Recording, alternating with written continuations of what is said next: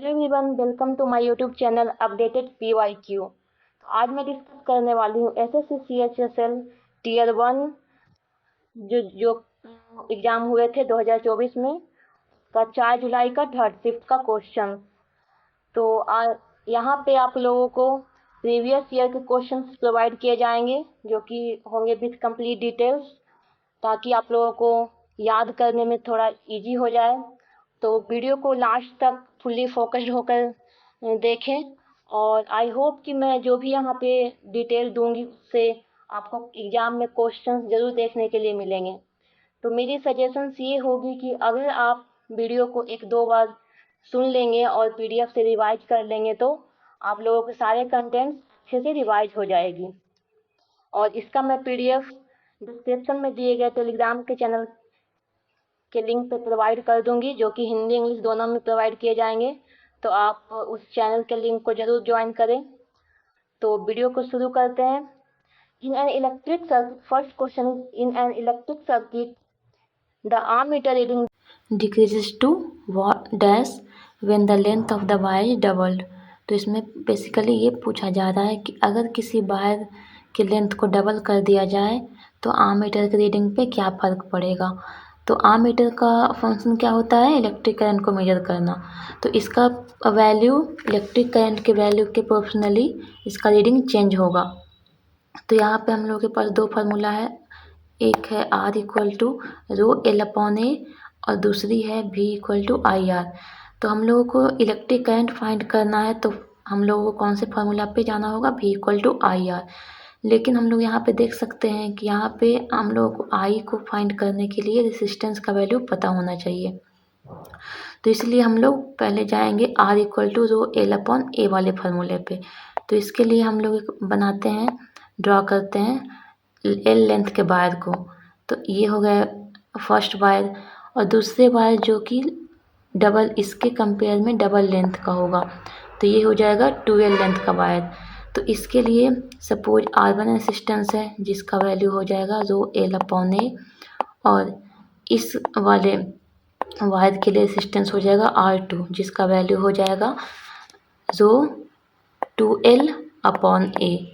तो यहाँ से हम लोग लिख सकते हैं कि ये जो R2 का वैल्यू हो जाएगा 2 टाइम्स ऑफ ρL/A। तो इस तरह से हम लोग लिख सकते हैं कि R2 का जो वैल्यू है वो 2 टाइम्स है R1 के। नाउ हम लोग दूसरे वाले फार्मूला पे चलते हैं जो कि V इक्वल टू IR। तो यहाँ से हम लोग लिख सकते हैं कि I इक्वल टू V/R। तो इस तरह से फर्स्ट वायर के लिए हो जाएगा I1 इक्वल टू V/R1, और वहीं दूसरे वायर के लिए हो जाएगा I2 इक्वल टू V/R2। तो R2 का वैल्यू जैसा कि हम लोगों को पता है, इसका वैल्यू है 2 टाइम्स ऑफ R1। तो R2 के प्लेस पे पुट कर देंगे 2 टाइम्स ऑफ R1 को, तो हो जाएगा V/2 टाइम्स ऑफ R1। तो जैसा कि पता है कि I1 का वैल्यू है क्या, V/R1। तो यहाँ पे लिख सकते हैं कि I2 का वैल्यू हो जाएगा हाफ टाइम्स ऑफ I1। तो यहाँ से हम लोग फाइंड कर सकते हैं I2 equal to half times of I1। तो यहाँ पे क्या हम लोगों ने फाइंड किया कि जो सेकेंड वायर के लिए इलेक्ट्रिक करंट है वो फर्स्ट वायर के कंपेयर में हाफ हो जाते हैं। तो इसलिए इसका राइट आंसर हो जाएगा 1/2। तो अगर आप लोगों को इसका रिटन PDF चाहिए तो मैं डिस्क्रिप्शन में दिए गए टेलीग्राम चैनल के लिंक पे प्रोवाइड कर दूंगी। तो वहाँ से आप लोग टेलीग्राम चैनल को ज्वाइन करके इसका रिटन PDF ले सकते हैं। तो चलिए चलते हैं सेकंड क्वेश्चन पे, जो कि है the Chhau dancers of dash organise a festival named Chhau Jhumar Utsav where an open stage is designed for the performance by Chhau groups. तो यहाँ पे बेसिकली क्या पूछा जा रहा है, जो छौ डांसर्स होते हैं वो एक छौ झूमर उत्सव का फेस्टिवल ऑर्गेनाइज करते हैं जिसमें कि एक ओपन स्टेज परफॉर्मेंस दिया जाता है 6 ग्रुप्स के द्वारा। तो ये पूछा जा रहा है कि ये कौन से स्टेट में होता है। तो इसका राइट आंसर हो जाएगा वेस्ट बंगाल। तो कुछ इसके बारे में डिटेल्स देख लेते हैं। Chhau dance is found in 3 styles, that is Purulia Chhau of West Bengal, Seraikela Chhau of Jharkhand and Mayurbhanj Chhau of Orissa. तो छऊ डांस जो होते हैं वो 3 टाइप्स के होते हैं, जिसमें है पुरुलिया छऊ जो कि वेस्ट बंगाल में होते हैं, सरायकेला छऊ है जो कि झारखंड में परफॉर्म किया जाता है, और जो मयूरभंज छऊ है जो उड़ीसा में परफॉर्म किया जाता है। सेकेंड पॉइंट है the Chhau dance is mainly perform during festivals in the region of Jharkhand, west Bengal and Orissa, specially the spring festival of Chaitra Parva. तो ये जो सारे छऊ डांस हैं वो कब परफॉर्म किए जाते हैं, जो हिंदी महीने से चैत्र मंथ होते हैं उस महीने में से परफॉर्म किए जाते हैं। नेक्स्ट पॉइंट है the Purulia Chhau dance is celebrated during the sun festival. Next point is in 2010 the Chau dance was inscribed in the UNESCO's representative list of intangible cultural heritage of humanity। तो Chhau dance को UNESCO representative list of intangible heritage में कब शामिल किया, 2010 में। Next point है Seraikela and Purulia Chhau use mask in dance but Mayurbhanj Chhau does not have mask, thereby adding facial expression with the body movement and gesture। तो जो सरायकेला एंड पुरुलिया छऊ है उसमें मास्क का यूज किया जाता है, लेकिन जो मयूरभंज छऊ है उसमें मास्क का यूज नहीं किया जाता है, उसमें बस फेशियल एक्सप्रेशन के थ्रू बॉडी मूवमेंट को शो किया जाता है। Next question is Jagoi and Cholom are 2 divisions in the Indian classical dance form of dash. तो जो जगोई और चोलोम है वो कौन सी इंडियन क्लासिकल डांस का 2 डिविजन्स है, तो इसका राइट आंसर हो जाएगा मणिपुर। तो इसमें डिटेल्स में क्या है, यहाँ पे जो क्लासिकल डांस है वो कितने टाइप्स के हैं, जो संगीत नाटक अकेडमी के द्वारा रिकॉग्नाइज किया गया है। तो ये है Bharatanatyam from Tamil Nadu, Kathak from Uttar Pradesh, Kathakali from Kerala, Kuchipudi from Andhra Pradesh, Manipuri from Manipur, Mohiniyattam from Kerala, Odissi from Orissa, Sattriya from Assam. तो हम लोग यहाँ पे देख सकते हैं जो संगीत नाटक अकेडमी है उसके द्वारा 8 क्लासिकल डांस को रिकॉग्नाइज किया गया है, लेकिन जो मिनिस्ट्री ऑफ कल्चर है उसके द्वारा 9 क्लासिकल डांस को रिकॉग्नाइज किया गया है, जो कि है other dances also recognized by ministry of culture of India, that is कौन सा डांस है, छऊ डांस है, जिसको मिनिस्ट्री ऑफ कल्चर ने क्लासिकल डांस के कैटेगरी में रखा है। और ये कहाँ पे किया जाता है perform, Orissa, Jharkhand and west Bengal. Right. Next question is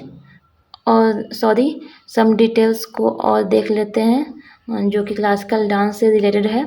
तो ये है Bharatanatyam is dedicated to lord Shiva. Next है Kathak, it depicts the childhood and stories of the Hindu god Krishna. तो कथक में भी कौन से गॉड का डांस के थ्रू शो किया जाता है, कृष्ण भगवान के बारे में दिखाया जाता है। नेक्स्ट है कथकली जो कि केरला में होता है, it is about the Hindu god Krishna और इन सम केसेस शिवा और देवी। तो कथकली में भी गॉड कृष्णा के बारे में ही दिखाया जाता है डांस के थ्रू, और समटाइम्स गॉड शिवा के बारे में भी डिपिक्ट किया जाता है। नेक्स्ट है कुचिपुड़ी जो कि आंध्र प्रदेश में परफॉर्म किया जाता है। ये है Kuchipudi originated in the 17th century with the creation of Siddhendra Yogi of the dance drama Bhama Kalapam, a story of Satyabhama, the charming but jealous wife of god Krishna. तो कुचिपुड़ी में जो गॉड कृष्णा की वाइफ सत्यभामा थी उनके बारे में डांस के थ्रू दिखाया जाता है। नेक्स्ट है मणिपुरी। तो मणिपुरी में क्या है, Manipuri dance is associated with the Raslila. Manipuri dance consist of Jagoi, Cholom and Huyen लगोन। It is imbued with the madhur ras of Radha Krishna. तो मणिपुरी में भी गॉड कृष्णा के बारे में दिखाया जाता है, लेकिन इसमें क्या हो जाता है, रासलीला को शो किया जाता है, और इसमें 3 टाइप्स के डिवीजन होते हैं, जगोई होते हैं, चलोम होते हैं और हुएन लैंगलोन होते हैं। नेक्स्ट है मोहिनीअट्टम जो कि केरला में दिखाया जाता है। The dance gets its name from Mohini the female avatar of Hindu deity Vishnu. तो मोहिनीअट्टम में कौन से भगवान का किया जाता है? जो विष्णु भगवान का मोहिनी अवतार था उसके बारे में डांस के थ्रू दिखाया जाता है। नेक्स्ट है Odissi. It is dedicated to lord Vishnu the avatar of Jagannath. तो ओडिसी में जो विष्णु भगवान के अवतार जगन्नाथ हैं उनके बारे में ये डांस डेडिकेटेड है। नेक्स्ट है Sattriya dance. The themes performed are mostly on Radha Krishna and other myths. तो यहाँ पे आप देख सकते हैं कि मैक्सिमम डांस है वो राधा कृष्ण कृष्ण भगवान के बारे में ही है और कुछ कुछ हैं जो विष्णु भगवान के बारे में है। तो इसके बारे में मैं एक अलग से वीडियो बना दूँगी जिसमें कि जितने भी क्लासिकल डांस हैं उसमें जितने भी डांसर्स हैं, इंस्ट्रूमेंट्स यूज होते हैं उसके बारे में डिटेल से एक्सप्लेन किया जाएगा, क्योंकि अभी जो भी एग्ज़ाम होते हैं उसमें डांसर्स और इंस्ट्रूमेंट को पूछा जा रहा है। Next question is match the following ports with their related states correctly. तो इसमें जो इंडिया में मेजर पोर्ट्स हैं उनको उसके कौन से स्टेट्स में है उसके साथ मैच करना है। तो मार्मुगांव पोर्ट हो जाएगा गोवा में, पारादीप पोर्ट हो जाएगा उड़ीसा में, हल्दिया पोर्ट हो जाएगा वेस्ट बंगाल में और तूतीकोरिन पोर्ट हो जाएगा तमिलनाडु में।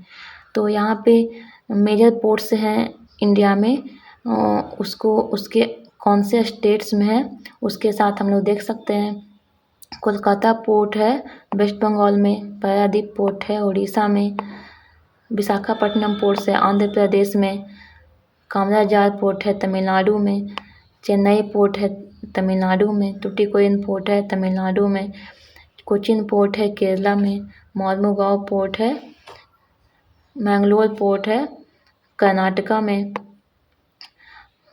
मोर्मुगांव पोर्ट है गोवा में, मुंबई पोर्ट है महाराष्ट्र में, जवाहरलाल नेहरू पोर्ट है महाराष्ट्र में, कांडला पोर्ट है गुजरात में एंड पोर्ट ब्लेयर पोर्ट है अंडमान निकोबार में। Next question is as of August 23 which of the following states has the India's fully functionally literate district। तो अगस्त 2023 के अकॉर्डिंग इंडिया में कौन सा स्टेट है जिसमें फुल्ली फंक्शनली लिटरेट डिस्ट्रिक्ट को रिकॉग्नाइज किया गया है, मीन्स कम्प्लीटली वो साक्षर डिस्ट्रिक्ट माना जा रहा है। तो ये कौन सा हो जाएगा, कौन सा स्टेट हो जाएगा? मध्य प्रदेश। नेक्स्ट क्वेश्चन है विच of the following is not any position in the basketball sports. तो इसमें ऑप्शंस क्या क्या हैं? ऑलराउंडर है, शूटिंग गार्ड है, स्मॉल फॉरवर्ड है, पॉइंट गार्ड है। तो इसमें जो देख सकते हैं वो 3 ऑप्शन है वो बास्केटबॉल में पोजीशंस होते हैं, लेकिन जो ऑलराउंडर है वो पोजीशन नहीं होते हैं। तो यहाँ पे हम लोग देख सकते हैं जो इम्पोर्टेंट गेम्स हैं उसके कुछ पोजीशंस को।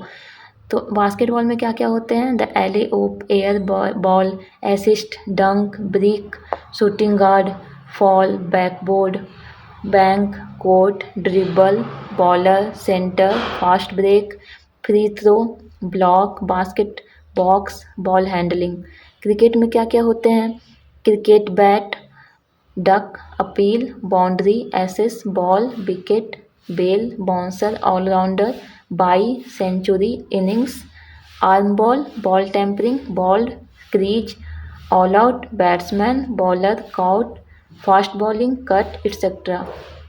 वॉलीबॉल में क्या क्या होते हैं? Block, S, dig, bomb, attack, kill, side out, assist, floater, hit, libero, attacker, back row attack, dink, fall, free ball, just, jump, serve, pancake, serve, centre line, double hit, foot fault, forearms, पास।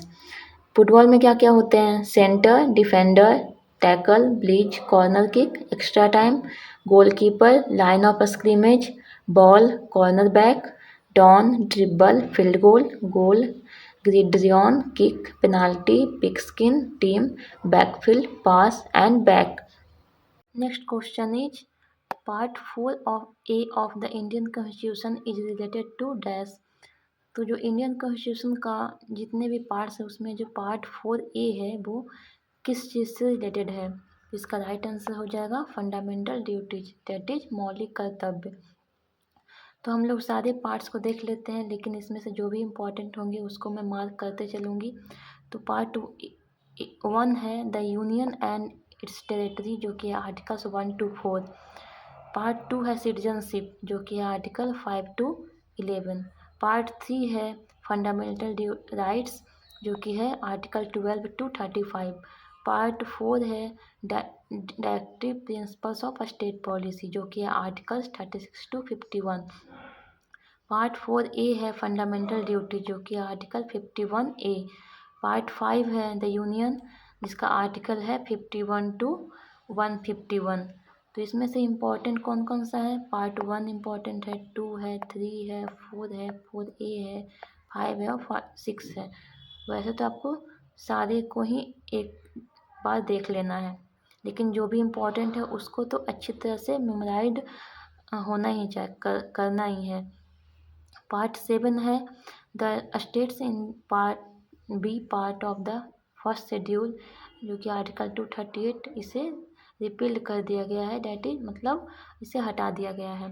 Part 8 है union territories, जो कि है articles 239 to 242। Next है part 9, ये है पंचायत, जिसका article है 243 to 243O। तो पार्ट 9 को भी याद रखना है और 9A को भी याद रखना है। 9A में है म्यूनसिपलिटीज, जो कि articles 243P to 243ZG। Next है पार्ट 9B कोऑपरेटिव सोसाइटीज, जिसका आर्टिकल है 243ZH to 243ZT। Next part है part 10 schedule and tribal areas, जिसका आर्टिकल है 244 to 244A। नेक्स्ट है part 11 relations between the union and the states, जिसका articles है 244 to 263। Next है part 12 finance property contracts and suits, जिसका article 264 to 300A। Next है part 13 trade and commerce with in India, जिसका article है 301 to 307। Next है part 14, जिसमें है services under the union and states, जिसका आर्टिकल्स है 308 to 323। नेक्स्ट है part 14A tribunals articles 300A to 323B। Next है part 15 elections articles 324 to 329A। तो पार्ट 15 भी इम्पॉर्टेंट है। Next is part 16 special provisions relating to certain classes, जिसका articles है articles 330 to 342।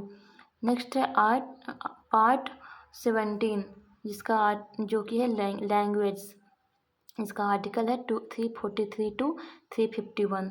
तो ये भी इम्पोर्टेंट हो जाएंगे। नेक्स्ट है पार्ट 18, जो कि है इमरजेंसी प्रोविजंस, इसका आर्टिकल्स है 352 to 360। तो ये भी इम्पोर्टेंट है। Part 19 miscellaneous article 361 to 367। Part 20 that is amendment of the constitution, इसका आर्टिकल 368। तो ये भी इम्पोर्टेंट है।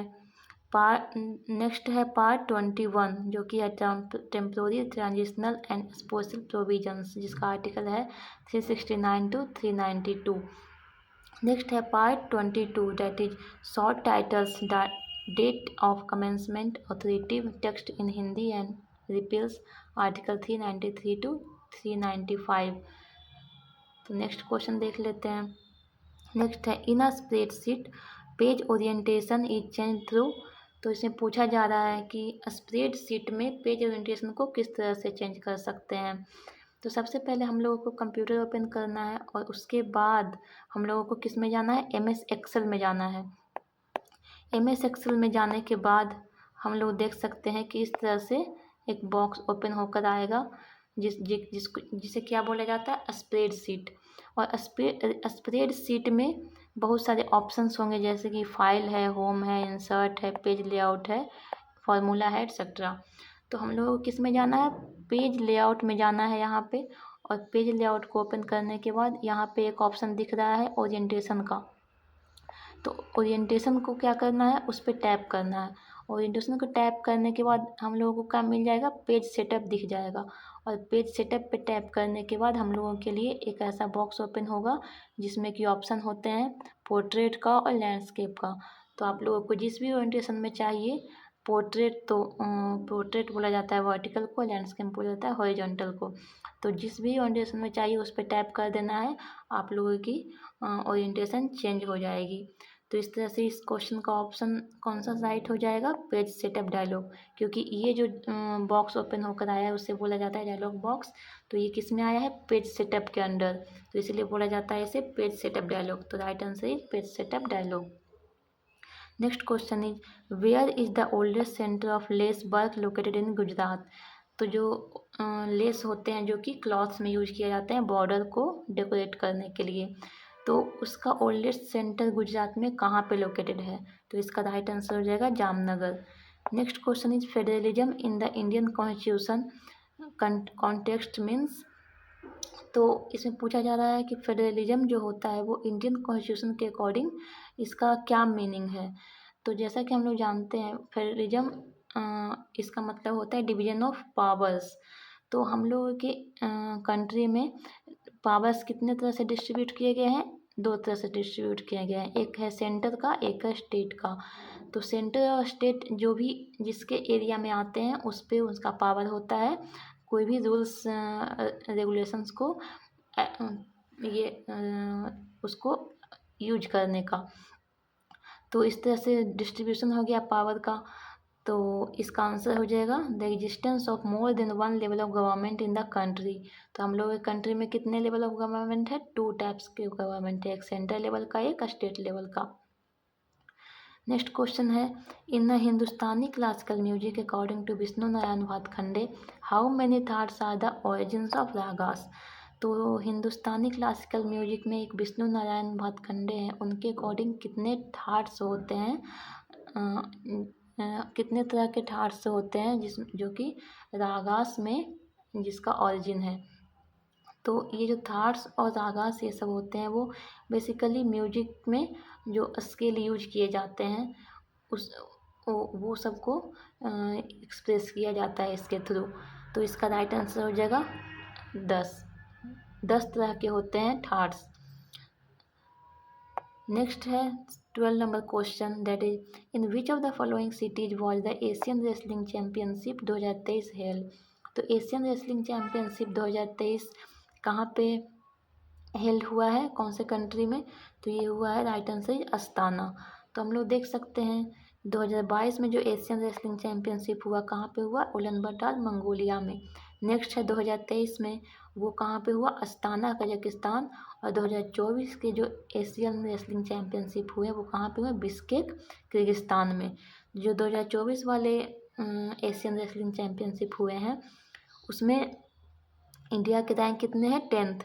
और इंडिया ने कितने गोल्ड मेडल जीते, 25, सिल्वर कितने 82 और ब्रॉन्ज 137, टोटल हो गए 244। Right. Next question is 13 the institute established by काका हाथरसी इन 1932 इज। तो काका हाथरसी के द्वारा कौन सा इंस्टीट्यूट को एस्टेब्लिश किया गया था 1932 में। तो ये इसका आंसर हो जाएगा संगीत कार्यालय। Kaka Hathurasi was a Hindi satirist and humorist poet of India. He wrote 3 books on Indian classical music under the name Basant. In 1932, he established Sangeet Karyalay and started publishing a monthly magazine Sangeet in 1935. So, he was awarded Padma Shri by the Government of India in 1985. Today, each year, the Delhi-based Hindi Academy awards the annual Kaka Hathurasi Award for outstanding contribution in the literary field. तो इसमें क्या बोला जा रहा है, काका हाथरसी एक हास्य कवि थे और इन्होंने एक क्लासिकल म्यूजिक के अंडर एक बुक लिखा था जिसका नाम था बसंत। और 1932 में उन्होंने इस्टेब्लिश किया था संगीत कार्यालय, जिसमें कि एक मंथली मैगजीन भी पब्लिश होता था जिसका नाम था संगीत। और इन्हें पद्मश्री से भी अवार्डेड किया गया था जो कि 1985 में हुआ था। और एक दिल्ली बेस्ड हिंदी एकेडमी है जो कि काका हाथरसी के नेम पे एक एनुअल काका हाथरसी अवार्ड को देता है, जो कि होता है लिटरेरी फील्ड में। तो next question is dash is defined as excess of total expenditure over total receipt excluding borrowing during their physical years is called. तो यहाँ पे बोला जा रहा है कि अगर टोटल एक्सपेंडिचर जो कि है वो ज़्यादा हो गए टोटल रेसिप्ट के कंपैरिजन में, और उसमें से बोरोइंग किसे हो जाता है, बोला जाता है एक तरह से ये एक लोन होता है, तो उसको अगर सब्ट्रैक्ट कर दें तो ये क्या कहलाएगा, तो इसका राइट आंसर हो जाएगा फिजिकल डेफिसिट। तो मैं डेफिसिट के बारे में थोड़ा एक्सप्लेन कर देती हूँ। डेफिसिट 3 टाइप्स के होते हैं। फर्स्ट होते हैं रेवेन्यू डेफिसिट, सेकेंड होते हैं फिजिकल डेफिसिट, और थर्ड होते हैं प्राइमरी डेफिसिट। तो रेवेन्यू डेफिसिट में क्या होते हैं, रेवेन्यू डेफिसिट में हम लोग क्या कर सकते हैं, एक्सपेंडिचर को सब्ट्रैक्ट करना है, इनकम को सब्ट्रैक्ट करना है एक्सपेंडिचर से, क्योंकि एक्सपेंडिचर ज़्यादा होते हैं तो एक्सपेंडिचर से सब्ट्रैक्ट करना है इनकम को, इसे कहते हैं रेवेन्यू डेफिसिट। फिजिकल डेफिसिट में क्या होता है, इसमें होता है जब एक्सपेंडिचर में से सब्ट्रैक्ट करते हैं इनकम को और उसमें से सब्ट्रैक्ट करते हैं बोरोइंग को, तो बोरोइंग क्या है, एक तरह का लोन होता है, तो ये कहलाता है फिजिकल डेफिसिट। और प्राइमरी डेफिसिट में क्या होता है, जब फिजिकल डेफिसिट में से सब्ट्रैक्ट करते हैं जो इंटरेस्ट पेमेंट होते हैं, जो लोन के ऊपर इंटरेस्ट लगते हैं, उसको अगर सब्ट्रैक्ट करते हैं तो ये कहलाता है प्राइमरी डेफिसिट। तो इस तरह का 3 टाइप्स के डेफिसिट हो गए। तो हम लोग देख सकते हैं कि जो सेकंड नंबर है फिजिकल डेफिसिट, उसका जो फॉर्मूला है वो इस पे एप्लीकेबल हो रहा है, that is to excess of total expenditure over total receipts excluding borrowings. Next question is which of the following steps is used to format a cell in MS Excel spreadsheet। तो यहाँ पे भी MS Excel से ही question पूछा गया है। तो MS Excel के स्प्रेडशीट में जो सेल होते हैं, तो सेल क्या होता है, जो ये रेक्टेंगुलर बॉक्स बना हुआ है उसे हम लोग क्या बोलते हैं, सेल बोलते हैं। तो ये बोला जा रहा है कि अगर सेल को फॉर्मेट करना हो तो किस स्टेप को यूज करेंगे। तो हम लोग को बेसिकली क्या करना है, सेल पे जाना है, सेल पे राइट क्लिक करना है, इसके बाद इस पे ये बॉक्स ओपन होकर आएंगे। तो इस पे आप लोग देख सकते हैं कि यहाँ पे एक फॉर्मेट का ऑप्शन दिया हुआ है, उस पर टैप करना है तो सेल फॉर्मेट हो जाएगा। तो बेसिकली हम लोगों ने कौन सा स्टेप यूज किया, पहले सेल को सिलेक्ट किया, आफ्टर डैट उस पर राइट क्लिक किया और उसमें जो ऑप्शन आया फॉर्मेट का उस पर टैप कर दिया तो सेल फॉर्मेट हो गया। तो इसका राइट आंसर हो जाएगा option number a. Next question is the Prarthana Samaj was established in dash by doctor Atmaram Pandurang. तो प्रार्थना समाज का इस्टेब्लिशमेंट डॉक्टर आत्मारंग पांडुरंग ने कहाँ पे किया था, तो इसका राइट आंसर हो जाएगा बॉम्बे। डिटेल्स है, under the influence of Keshav Chandra Sen Prarthana Samaj was founded by Atmaram Pandurang on 31 March 1867 in Bombay. It became popular after Mahadev Govind Ranade joined. तो प्रार्थना समाज को आत्मारंग पांडुरंग ने केशव चंद्र सेन के साथ मिलकर इस्टेब्लिश किया था 31 मार्च 1867 को बॉम्बे में, और ये फेमस कब हुआ, जब गोविंद रनाडे ने ज्वाइन किया। Next question is question number 17, which is the first state to receive rain from the monsoon in India. तो जब मानसून स्टार्ट होता है तो फर्स्ट रेन कौन सा स्टेट रिसीव करता है, तो राइट आंसर हो जाएगा केरल। तो इसमें बेसिकली क्या होता है कि जो साउथ वेस्ट मानसून होते हैं वो हिट करता है वेस्टर्न घाट को, और इसके कारण ही केरला में सबसे फर्स्ट बारिश स्टार्ट होती है, right. Next question is question number 18, the president of India appointed dash as the governor of Karnataka in July 2021। तो जुलाई 2021 के अकॉर्डिंग कर्नाटका की गवर्नमेंट कौन है, तो आंसर हो जाएगा Thawarchand Gehlot. Next question is which are the following statements most accurately describe the planet Saturn. तो Saturn के बारे में कौन सा सेंटेंस है जो करेक्टली एक्सप्लेन करता है। तो ये राइट आंसर हो जाएगा it is a gas giant made up of mostly of hydrogen helium and the density is less than that of water. तो सारे प्लैनेट्स के बारे में हम लोग थोड़ा डिटेल देख लेते हैं। तो फर्स्ट है Mercury, it has no natural moon, इसके पास कोई नेचुरल मून नहीं होते हैं। और Mercury consist of approximately 70% of metallic and 30% of silicate matter. Next है Venus, it is in Venus में क्या होता है 96.5% कार्बन डाइऑक्साइड होता है और जो रिमेनिंग 3.5% होता है वो नाइट्रोजन होता है। अर्थ में क्या होता है, अर्थ कंपोज्ड होता है किस चीज़ से, आयरन से, oxygen, silicon, magnesium, sulphur, nickel, calcium, aluminium और रिमेनिंग 1.2% दूसरे एलिमेंट्स होते हैं। नेक्स्ट है मार्स, मार्स इसका कलर कैसा होता है, रेड ऑरेंज अपीयरेंस होता है और इसका सरफेस किस चीज़ से बना होता है, इसका कलर रेड क्यों होता है, ये ड्यू टू फेरिक ऑक्साइड और रस्ट के कारण होता है। मार्स के पास 2 मून्स है जो कि है फोबोस एंड डिमोस। नेक्स्ट है जुपिटर, जुपिटर का एटमॉस्फेयर किस चीज़ से बना होता है, हाइड्रोजन एंड हीलियम से बना होता है और स्मॉल अमाउंट किसका होता है, अदर कंपोनेंट्स का होता है जो कि है water, methane, hydrogen sulphide and ammonia. इसके पास कितने मून्स है 95। नेक्स्ट है Saturn, Saturn is a gas giant composed of predominantly of hydrogen and helium. तो ये भी हाइड्रोजन हीलियम का ही बना होता है, लेकिन इसके बारे में एक इम्पॉर्टेंट पॉइंट्स ये है कि इसका जो डेंसिटी होता है वो वाटर के डेंसिटी से लेस होता है। और कितना लेस होता है 30% लेस होता है। इसके पास कितने मून्स है 146 मून्स।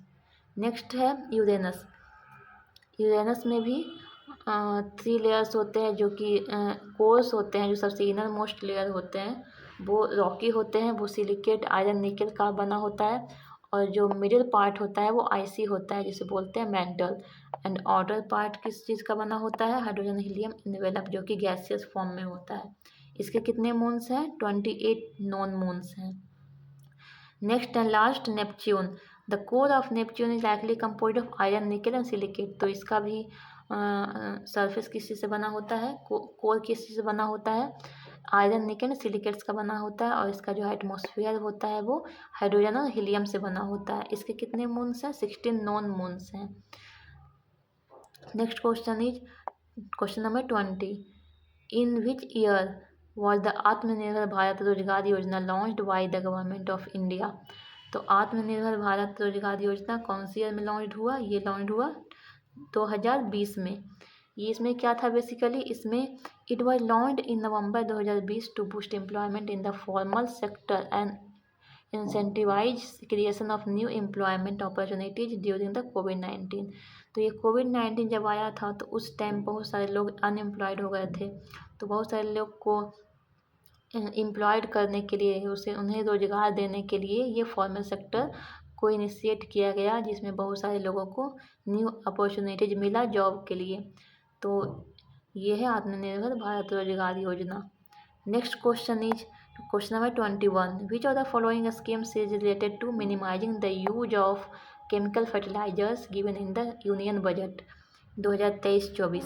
तो यूनियन बजट में कौन सा ऐसा स्कीम्स आया था जिसमें कि फोकस किया गया था केमिकल फर्टिलाइजर को कम यूज करने पे। तो ये हो जाएगा पीएम प्रणाम योजना। तो इसमें क्या है, पीएम प्रणाम है, इसका फुल फॉर्म हो जाएगा program for restoration awareness nourishment and amelioration of mother earth. ये कब लॉन्च हुआ था 2023-24 के बजट में। और इसका एम था केमिकल फर्टिलाइजर के प्लेस पे कुछ ऑर्गेनिक फर्टिलाइजर्स का यूज करना और इसके बारे में अवेयरनेस जनरेट करना रिजेनरेटिव एग्रीकल्चर के बारे में। Next question is question number 22, who defeated Mohammad Ghori in the first battle of Tarai fought in the year 1191। तो 1191 में फर्स्ट बैटल हुआ था तराई का, उसमें किसने मोहम्मद गोरी को डिफीट किया। तो राइट आंसर हो जाएगा पृथ्वीराज चौहान।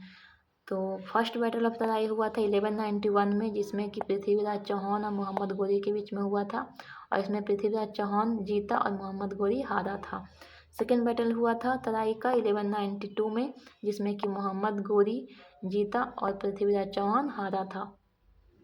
मतलब आप लोगों को क्या करना है, अल्टरनेट कर देना है। Next question is question number 23। The 5th edition of Khelo India youth games 2023 was hosted in January February 2023 by. तो खेलो इंडिया यूथ गेम्स का जो 2023 में 5th एडिशन हुआ था वो जनवरी फरवरी में कौन से स्टेट में होस्ट किया गया था। तो right answer is Madhya Pradesh. तो खेलो इंडिया यूथ गेम्स के सारे एडिशंस को देख लेते हैं।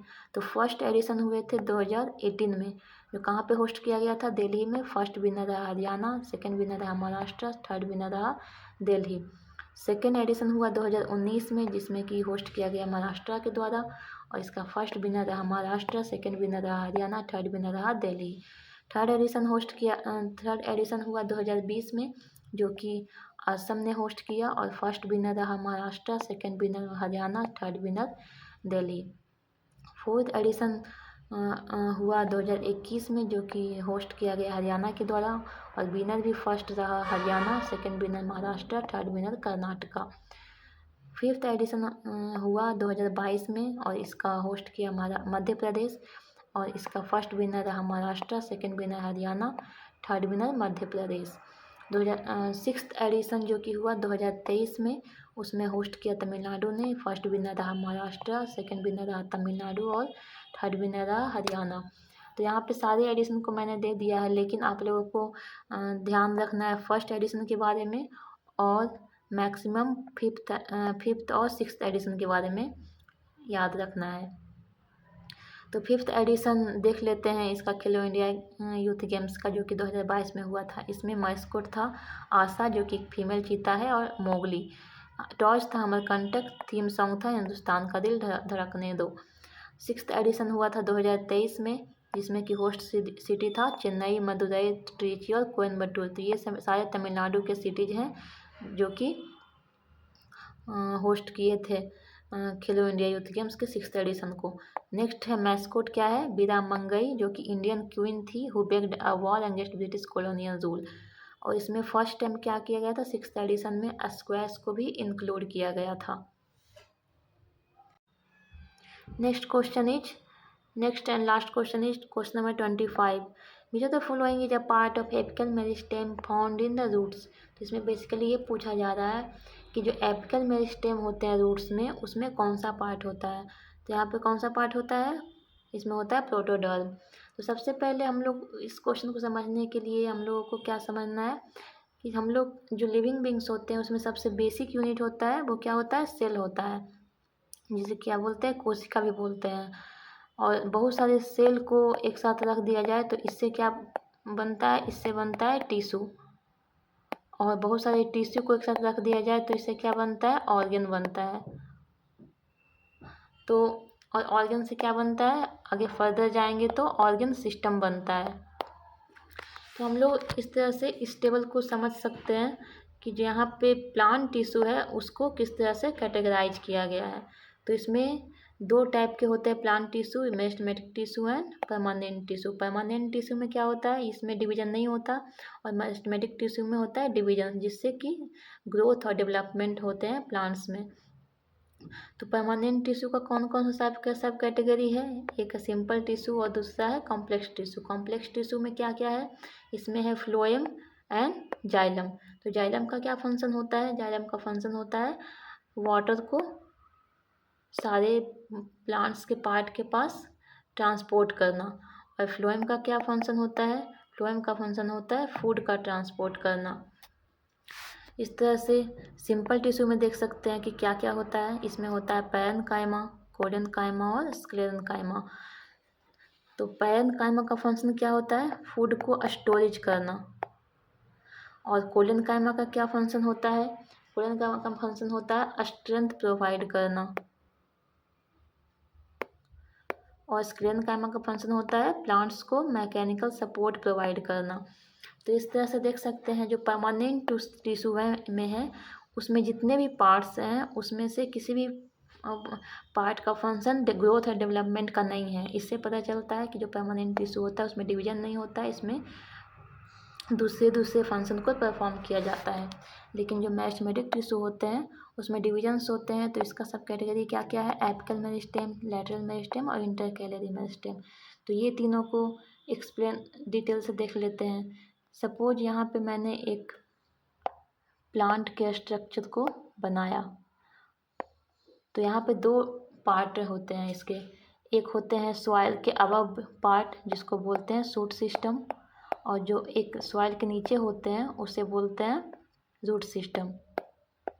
तो शूट सिस्टम और रूट सिस्टम दोनों ही पार्ट में एपिकल मेरिस्टेम, इंटरकैलरी मेरिस्टेम और लैटरल मेरिस्टेम ये सब प्रेजेंट होते हैं। तो इस तरह से हम लोग देख सकते हैं कि सपोज ये मैंने एक स्टेम का एग्जाम्पल लिया, तो इसमें देखेंगे कि जो अपर डायरेक्शन में डेवलपमेंट होता है, ग्रोथ होता है, उसके लिए रिस्पॉन्सिबल कौन सा होता है, एपिकल मेरिस्टेम।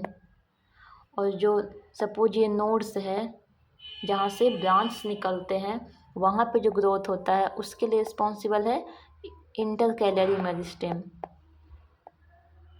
और यहाँ जो हॉरिजॉन्टल ग्रोथ होता है प्लांट्स में, उसके लिए रिस्पॉन्सिबल कौन सा है, लैटरल मेरिस्टेम। तो इस तरह से हम लोग देख सकते हैं कि ये तीनों ही पार्ट जो एपिकल मेरिस्टेम है, इंटरकैलरी मेरिस्टेम और लैटरल मेरिस्टेम है, रूट्स में भी होते हैं। तो रूट्स में किस तरह से ग्रोथ होगा, तो रूट्स में होगा जैसे कि स्टेम में होता है अपर डायरेक्शन में, तो उसी तरह से रूट्स में कैसा होगा, डाउनवर्ड डायरेक्शन में होगा। तो इस तरह से हम लोग देख सकते हैं, ये है रूट का और ये है शूट का मेरिस्टेमेटिक पार्ट। तो यहाँ पे रूट्स में कौन कौन सा पार्ट होता है, root hair, primary meristems, root apical meristem, root cap. तो प्राइमरी मेरिस्टेम के अंदर कौन कौन सा पार्ट होता है, प्रोटोडर्म, ग्राउंड मेरिस्टेम और प्रोकैम्बियम। तो इस तरह से हम लोग देख सकते हैं कि जो एपिकल मेरिस्टेम जो रूट का होता है उसके अंदर कौन सा पार्ट आता है, प्रोकैम्बियम, रूट, ग्राउंड मेरिस्टेम और प्रोटोडर्म। तो इसलिए इसका राइट आंसर हो जाएगा प्रोटोडर्म। तो चलिए वीडियो को यहीं पे एंड करते हैं। अगर वीडियो आप लोगों को अच्छी लगी तो लाइक, शेयर और सब्सक्राइब करें। और अगर कोई सजेशंस हो और डाउट्स हो तो आप कमेंट्स में पूछ सकते हैं। और इस तरह से वीडियो को एंड करते हैं, मिलते हैं नेक्स्ट वीडियो में। Thanks for watching my YouTube channel.